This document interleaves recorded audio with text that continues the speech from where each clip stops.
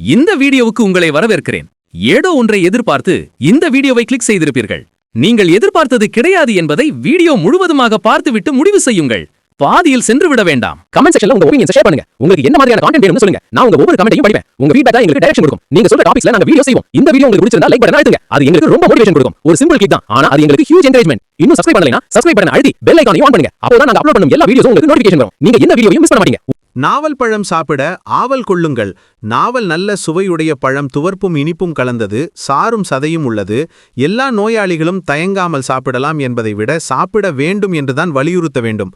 அந்த அளவுக்கு சிறந்த பழம். நல்ல பசி இருக்கும்போது உணவுக்கு முன்னதாக உணவுக்கு பதிலாக சாப்பிட்டால்தான் பலன் இருக்கும். நன்றாக அதிக அளவில் சாப்பிட வேண்டும். 1/4 கிலோ 1/2 கிலோ என சாப்பிட வேண்டும். 2-3 பழங்களை ருசி பார்த்துவிட்டு போதும் என்றும் சொல்லும் நிலைதான் இன்று உள்ளது. கொட்டையை நீக்கிவிட்டு கணக்கு பார்த்தால் உள்ளே சென்ற சாரும் சதையும் குறைவுதான். விலையை பார்க்கக்கூடாது, அதன் நல்ல விளைவை பார்க்க வேண்டும். இங்கிலீஷ் மருத்துக்கு என்ன விலையும் கொடுப்பார்கள்.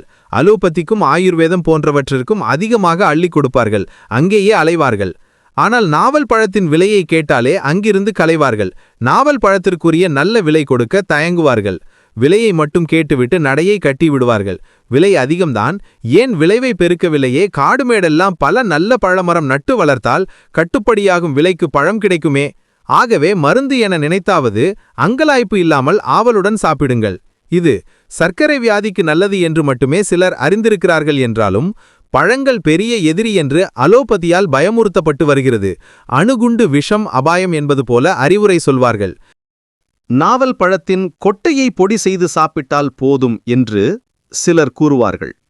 கொட்டையில் குறைந்த பலன்தான் உண்டு. ஆனால் இதனை சாப்பிடவும் வாய்ப்புகள் மிக குறைவு. செரிமானம் செய்வது கடினம், மலச்சிக்கல் சிலருக்கு வரலாம். நாவல் பழத்தை வாயில் போட்டு சாப்பிட்டால் அதன் எச்சில் கொட்டைகளை எரிந்து விடுவதுதானே எல்லோரது வழக்கம். விற்பனைக்கு வர முடியாத அடிபட்ட பழங்களை முறையாக காய வைத்து பக்குவமாக பொடியாக்கி வியாபாரத்திற்கு கொண்டு வருவது கடினமான பணி.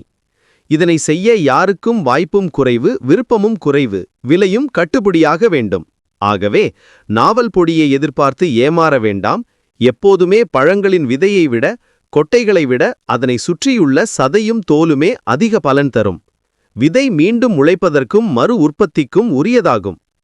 பொதுவாக உயிரினங்கள் விதைகளை வீசிவிடும் அல்லது உரத்துடன் மலத்துடன் சேர்த்து விதை நேர்த்தி, அமில நேர்த்தி, விதையை ஊற வைத்தல், வெப்பமூட்டுதல், முளைக்க தகுதியாக்குதல் முதலான அற்புத மாற்றங்களை செய்து வெவ்வேறு இடங்களில் விதையை பரவலாக்கி முளைக்க செய்கின்றன.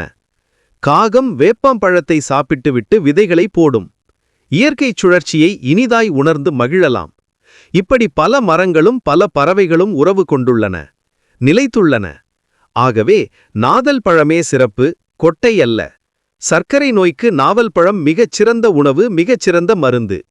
அதன் துவர்ப்புச் சுவை இன்சுலினை உண்டாக்கும், பசியை தாங்கும், சிறுநீரின் எரிச்சலை தீர்க்கும், கண்ணுக்கு ஆற்றலும் குளிர்ச்சியும் தரும், நல்ல குளுக்கோஸ் வழங்கும், மயக்கம் போக்கும். இவ்வாறு பல நன்மைகளை கூறலாம். 10 நாட்களுக்கு இரவு உணவு நாவல் பழம் மட்டுமே என்று சாப்பிட்டு பாருங்கள், அதிசயம் தெரியும். இதற்கு தைரியம் வேண்டும். இன்று தைரியம் ஊட்டுபவர் யார்? பயப்படுத்த பலர் உள்ளனர். தெளிந்த இயற்கை மருத்துவரை தெரிந்து தெளிந்து செல்லுங்கள். வயிற்றுப்புண் என்ற பலவகை அல்சர் நோய்களுக்கு நாவல் அதிசய மருந்து. சீசனில் கிடைக்கும்போது தினமும் நன்றாக நிறைய வாங்கி 1 வாரம் சாப்பிட்டு பாருங்கள். அல்சர் துன்பம் அகன்றுவிடும். அமிலப்பசி, அகோரப்பசி, உடற்பருமன் போன்ற அனைத்து வியாதிகளுக்கும் இது அருமையான மருந்து. இதில் பல வகை உயர் சத்துக்கள் உள்ளதால் பலவீனமுடையவர்கள் சாப்பிட வேண்டும். இரத்த சோகைக்கு இனிய மருந்து இது. இன்று தைராய்டு பிரச்சனை பலரை பயமுறுத்தி வருகிறது.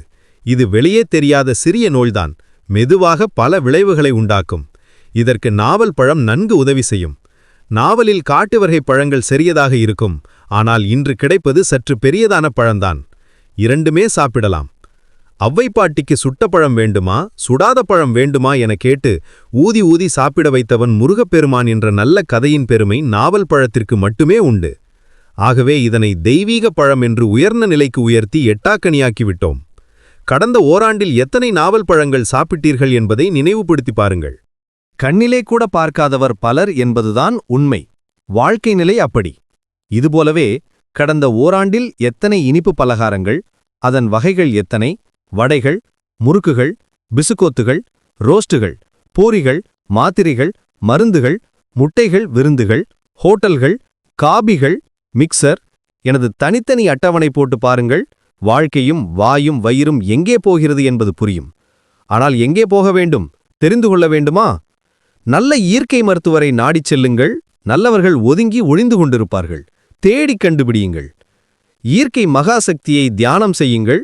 நம்பிக்கை கொள்ளுங்கள். நல்ல வழிகளும் விலாசங்களும் முகவரிகளும் தெரிய வரும்.